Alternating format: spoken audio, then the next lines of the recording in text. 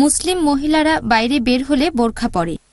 এখন সে যদি বোরখা না পরে সাধারণ সালোয়ার কামিজ পরে, পুরো শরীর ঢেকে রাখে, মাথায় ওড়না থাকে, তাহলে সেটা কি সঠিক হবে? বোন, আপনি প্রশ্ন করলেন যে মুসলিম মহিলাদের জন্য কি এটা আবশ্যিক যে সে যখন বাইরে যাবে তখন তাকে বোরখা পরতেই হবে? সে কি সালোয়ার কামিজের সাথে ওড়না পরতে পারে? বোন, এই বোরখা শব্দটা প্রচলিত শুধু এই ভারতে। আমাদের পবিত্র কোরআনের আয়াতে এটাকে বলা হয়েছে জিলবাব, একটা ওভারকোট।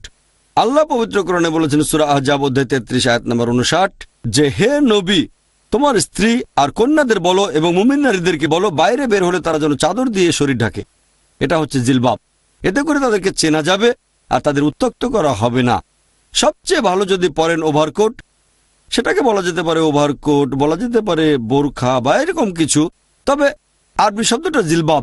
ওভারকোট বলা যেতে পারে একটা লম্বা কাপড় দিয়ে। এতে করে ইসলামিক শরিয়ার সবগুলো নিয়মকানুন মেনে চলা সম্ভব।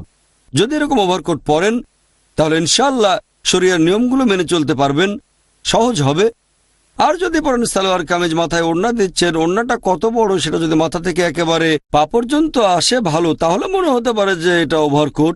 যদি আপনারা সৌদি আরবে যান বা মধ্যপ্রাচ্যে, শুধুমাত্র একটা কাপড় মাথা থেকে নিচে, এটাকে বলা যেতে পারে বড় ওড়না। তবে সবচেয়ে ভালো হয় যদি পরেন ওভারকোট, সবচেয়ে ভালো।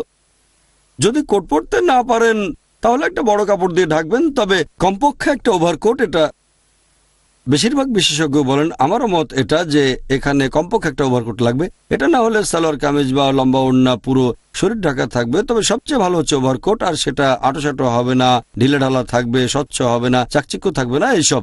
কোট সবচেয়ে ভালো। আর একজন মুসলিম মহিলা বাইরে গেলে তার ওভারকোট পরা উচিত। আশা করি উত্তরটা পেয়েছেন। ওয়া আখিরি দাওয়ানা আলহামদুলিল্লাহি রাব্বিল আলামিন।